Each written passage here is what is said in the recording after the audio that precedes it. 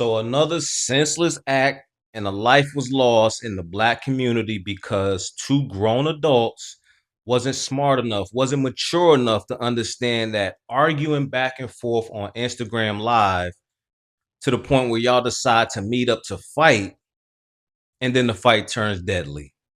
Let's roll the video. A fight in North Philadelphia ends in tragedy after police say a woman pulled out a knife and stabbed another woman to death.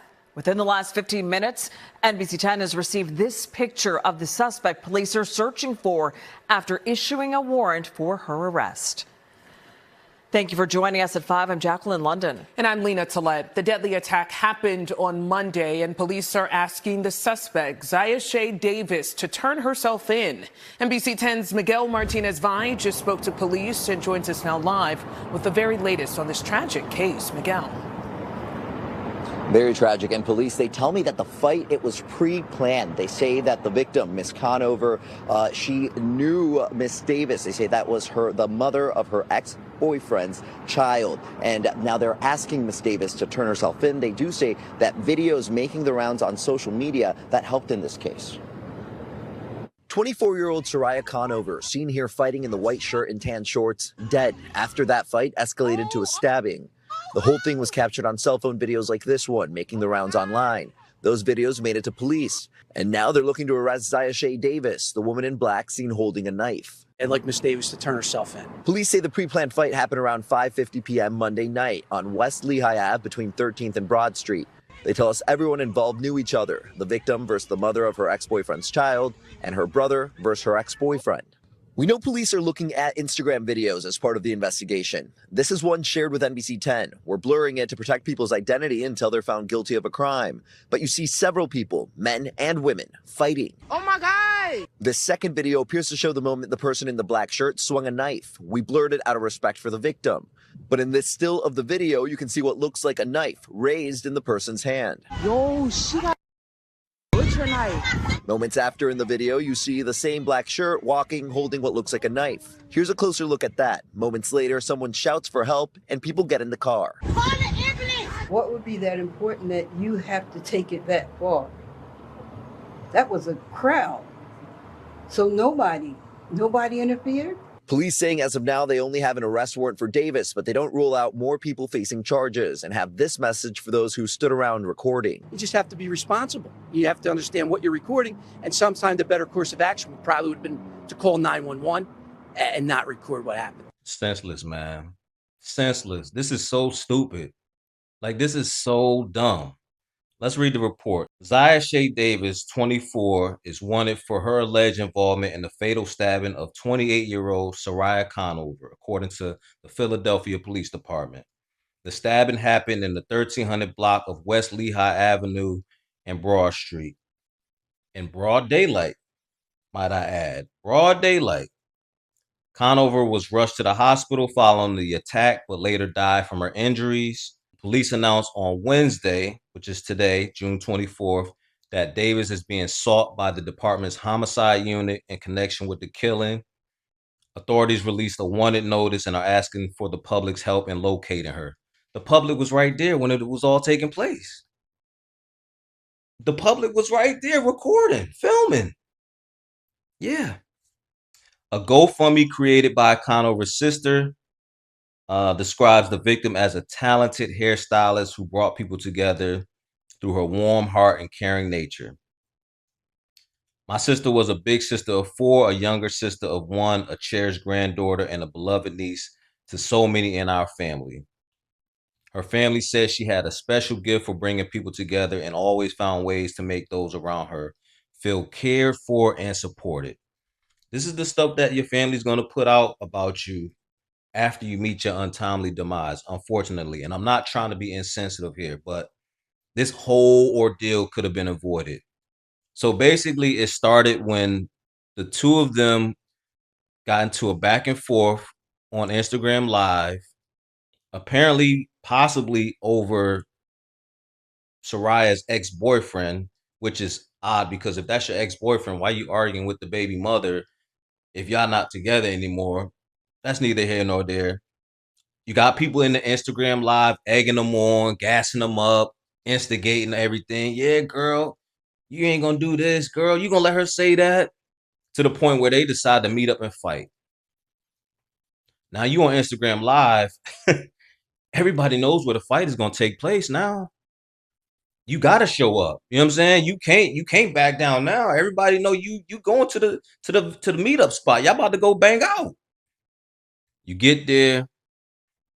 Of course, everybody shows up that was following the IG Live with their phones out, watching y'all fight.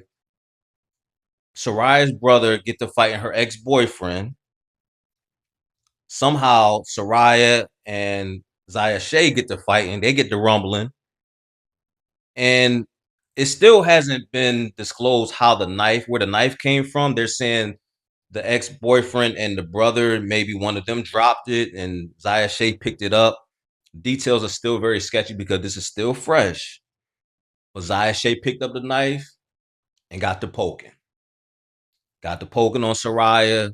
People still out there filming with their phones. Nobody is like trying to kick the knife out of her hand. Nobody's trying to trip her up. None of that. Just we going viral. It's viral time. To the point where she poked her up so much, they tried to rush her to the hospital, but it was too late.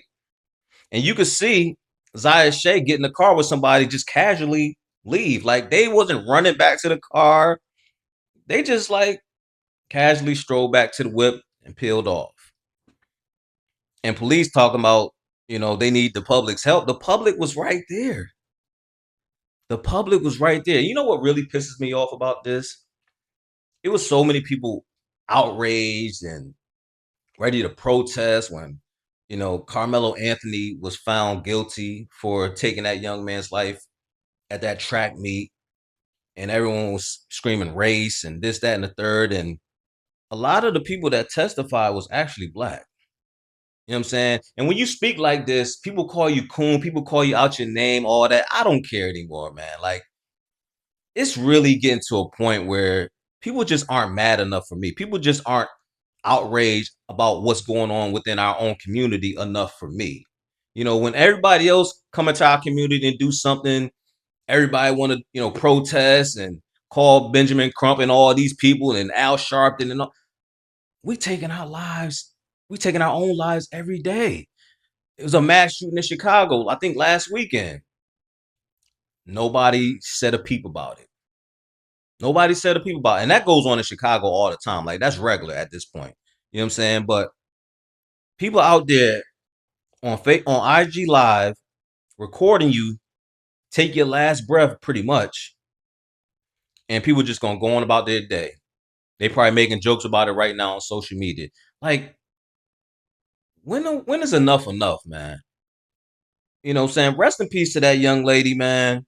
This whole situation could have been avoided if people were just more mature, more smarter. Like, y'all not 16, 17, 15-year-olds. Y'all are grown women. She said she was a hairstylist. She probably worked at a salon, you know what I'm saying, was probably doing big things. I'm not sure what Zaya Shay was doing. Zaya Shay looked like, Zaya Shay looked crazy. She looked like she did that. You know what I'm saying? Like, it ain't no baby. No. She looked like she did that. And she's on film doing that. You know what I'm saying? Like, it's all recorded. But I don't know, man. Y'all let me know in the comments what y'all think, man. It gets to a point, like I said, man. It's just, we do this to our own. We are our own worst enemy. And when we try to hold each other accountable, nobody wants to hear it. Nobody wants you to speak on it. Like, it's like, just be silent. Let it continue. Let our community continue to digress, continue to just fall apart. And it's like, as long as it don't affect me, as long as it's not in my backyard, I don't care about it. Nah, we got to start speaking up, man. We got to start speaking up about what's going on, what's taking place in our community, man, because the generations coming up after us, it's only going to be worse because they see us carrying on, acting like this. And just think, it was kids out there too. And this woman getting stabbed up, poked up. Crazy, man. Y'all let me know in the comments what y'all think, man. I appreciate y'all once again, man. But I just had to come on here, and talk about this because this really like upset me. It really bothered me that things like this are still taking place in the hood, man. Until next time, man, make sure y'all hit that subscribe button. Make sure y'all hit that like button, man. And I appreciate all the love and support, man. Leave it in the comments how y'all feel. Peace.